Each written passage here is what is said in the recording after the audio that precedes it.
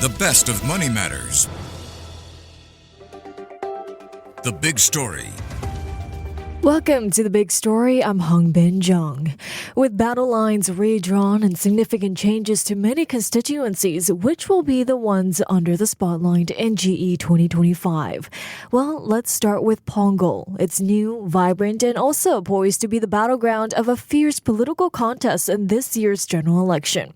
For years, Punggol has held the title of the nation's youngest town, with more than half of its over 120,000 voters estimated to be between the ages of 21 and 45. And this demographic will be pivotal in influencing voting trends. As a result, the newly formed Punggol GRC was formed by dividing the previous Pasir Ris-Punggol GRC, pulling in estates from Punggol, combining with Punggol West SMC. Now, with neighboring Sengkang GRC falling to the Workers' Party in the last election, and the WP maintaining an active presence in parts of Punggol over the past year, a face-off with the ruling People's Action Party seems almost certain. So how will this contest unfold? Well, though political parties have kept their strategies under wraps ahead of the writ of election, experts predict that the PAP will almost certainly face off against the WP in what promises to be a highly competitive race. And joining us today is Dr. Mustafa Izzuddin, who's a senior international affairs analyst with Solaris Strategies Singapore. Hi, Dr. Mustafa. Welcome to the show. Thank you for having me. Thank you so much for joining us. Doctor, the spotlight is now on Punggol, which is so-called a fierce PAP-WP fight, and that's expected in Singapore's youngest GRC in GE 2025.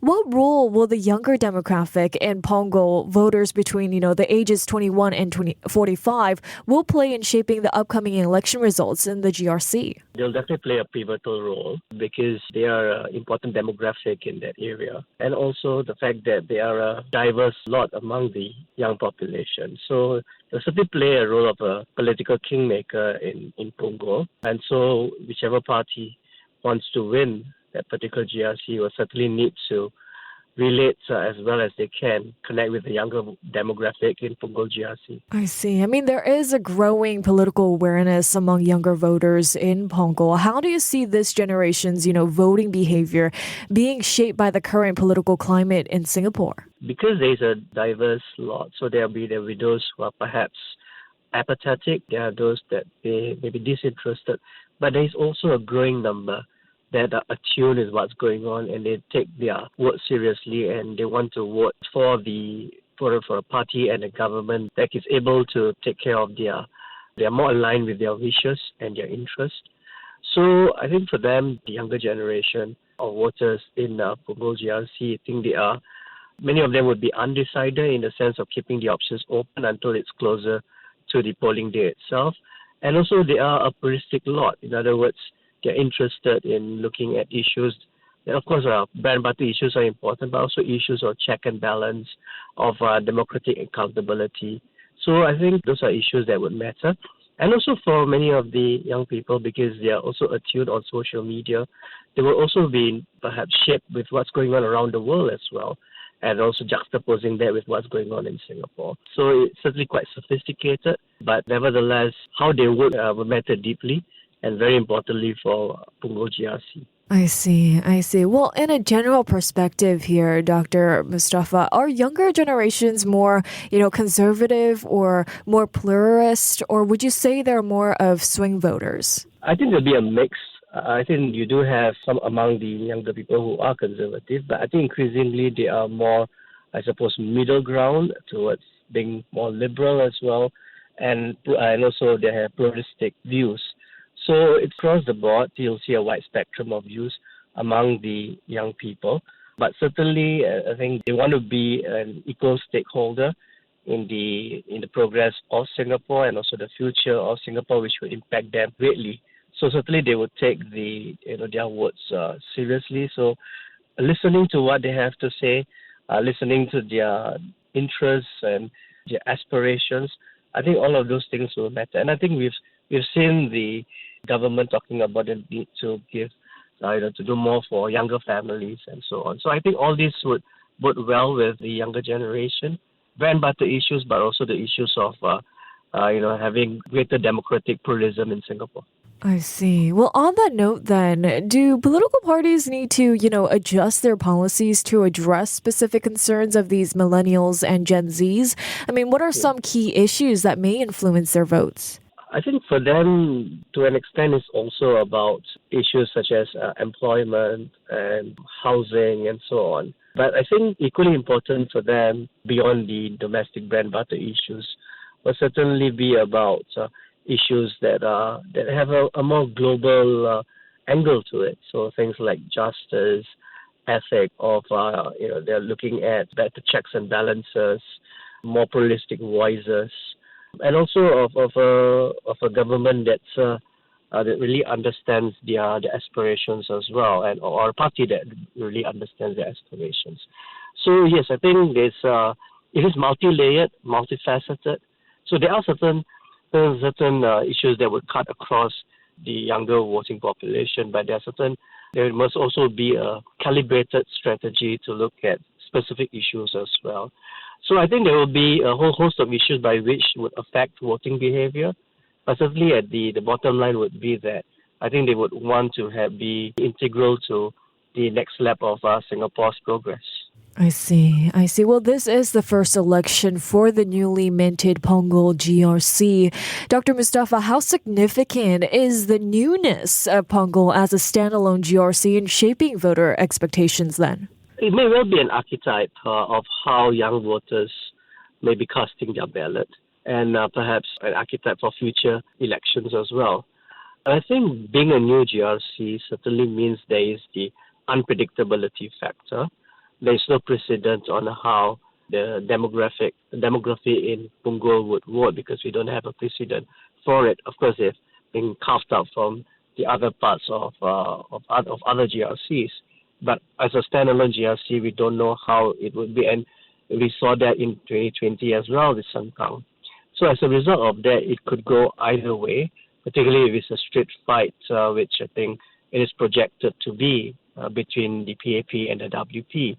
So certainly we can draw striking parallels with Sengkang, but certainly it's a standalone GRC with its own context, with its own, way of voting. So, but being a new GRC, having the unpredictability factor, it means it could perhaps go either way, and therefore it is important to be able to connect as well as you can on the ground in Punggol, and particularly with the younger demographic. I see. Well, with this unpredictability factor here, what are the potential advantages or challenges for the PAP in defending this constituency? I think the main challenge would be that there is no precedent, so you don't know how voters would cast their ballot, apart from getting some clues from the 2020 election. But it is important to also recognize that even though part of that new GRC, which was part of an older GRC, may have voted a certain way, or may have voted for the ruling party, or may have voted for the opposition, that they may not necessarily vote the same way as we now being part of Punggol GRC. So that will be one of the challenges in how the demographic would vote, number one. And number two is that because of that unpredictability factor, they may need to devise a few strategies to be able to connect with the demographic, particularly younger demographic in Punggol. And that would also mean not just walking the ground, but also being prominent on social media. So both social media and walking the ground together would be integral on how, whether it's a WP or PAP, would come out on top in Punggol GRC. I see. Well, do you believe there are unique aspects of Punggol that could, influence the race? There are different groups of the younger demographic as well. So there are those who are first-time voters. There could be those who are, young families. But there are also parts of Punggol where you've got the beyond the younger generation. So those who have voted before. So it's so it has a little bit of a mix. But we do know that there is a considerable younger demographic there. So that's why it makes Punggol a young town. A town that that would have a young voting population that would vote for many more elections to come, and like I say, it may be an archetype of how young voters would cast their ballot in other parts of Singapore as well. course, we should not overextend Punggol GRC to other GRC. Every GRC has its own uniqueness, but I think we can draw some parallels and see how that would, and how the young people will vote in Punggol GRC and whether they would vote the same way elsewhere. But I think going back to Punggol GRC, it's unique because it's a young demographic. It is a new GRC. It's a new town, and certainly, the domestic eyes will certainly be on how the electorate in Punggol GRC will vote in the coming election. Right. Well, it looks like the Workers' Party has been active in areas around Punggol, particularly in Punggol West SMC. How significant is the groundwork laid by WP in this region so far then? I think this is part of WP's wider strategy of electoral expansionism, which means to go beyond the nerve center of Aljunied, Hougang, and being contiguous to GRCs that are currently under their purview. So if you look at Punggol GRC, it's contiguous with Sengkang GRC. So that in itself, I think, gives us enough of a clue that they would contest there, and they would want to expand beyond Sengkang. Well, first, to retain Sengkang, that's also not going to be easy for the Workers' Party, but there is the incumbency advantage that they would have. And of course, to expand that to be able to win Punggol as well. I think if they are able to do that, I think for the WP, that would be their strategy that has come into fruition. So for them, it's about being contiguous, expanding that way, and where they can also maximize their resources. And that would be, making more inroads into Parliament and winning more seats. So I think that would be their strategy, and that would be the strategy for Punggol GRC. And for them, understanding that it is a younger demographic, and they know they have been able to do something similar. They'll be able to do something, they have been able to win Sengkang GRC, that they're hoping for something similar to happen to Punggol. And I think that would be their strategy now. Their strategy would end in Punggol. I see. So you do think that Punggol does present an opportunity for the opposition, to make inroads, particularly given its proximity to Sengkang GRC, which flipped to the WP in 2020, right? Absolutely. I think that geographical proximity to Sengkang and also the strategy of making more inroads into Parliament, I think this would be the primary objective of WP. And I think that's what they will be looking at the coming election. I see. Well, Dr. Mustafa, experts say that the PAP is unlikely to repeat its mistakes in Sengkang from the last election. As you mentioned earlier in our conversation, what mistakes did the PAP make then to lose Sengkang? And what can they learn from those mistakes to not repeat that for Punggol? Yes, I think this one benefit that the ruling party has, which is that a good idea of how the voting was done in Sengkang GRC. And so certainly there are some lessons that could be gleaned from there. One is, of course, to be able to get people who to stand in Punggol GRC who are familiar with the area and have been working the ground there. So I think that's one lesson that they could glean from Sengkang. The other, of course, I remember Sengkang was at the time of the COVID period. And of course, the sort of issues perhaps at that time may have been different. And so we can't completely say that the way the younger demographic voted in Sengkang, that the younger demographic also vote the same way in Punggol. But there is, of course, the possibility that could happen.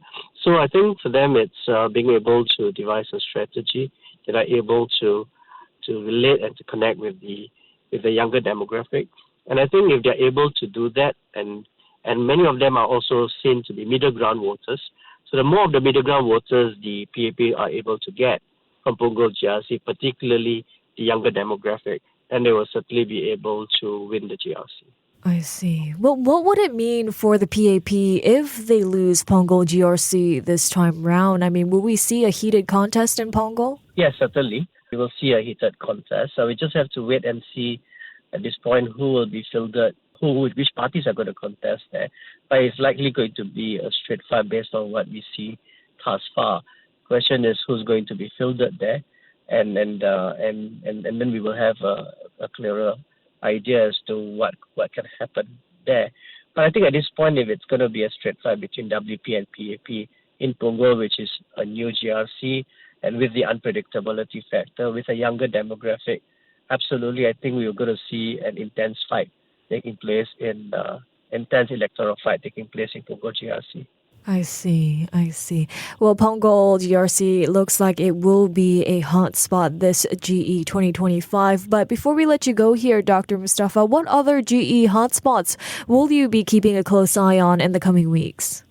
Sure. I have mentioned Punggol GRC as being a political banana skin, so I think that's something that we it's worth looking at. But apart from Punggol GRC, certainly those GRCs that are currently held by the opposition WP will continue to be areas to be the GRCs to watch.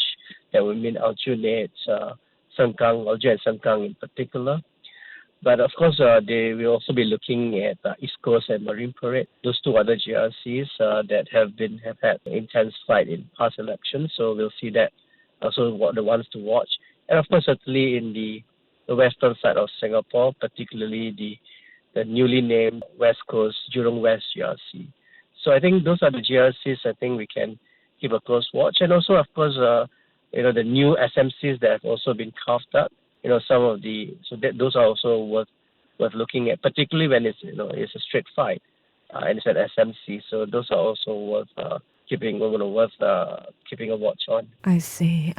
Well, thank you so much, Dr. Mustafa, for your time and your insights today. It's my pleasure. Thank you. Thank you. That was Dr. Mustafa Izzuddin, who is a Senior International Affairs Analyst with Solaris Strategies Singapore. This has been The Big Story with me, Hongbin Jeong. To listen to more great interviews, download our podcasts at audio.sg or download the audio app. That's AWEDIO, audio at the App Store and Google Play.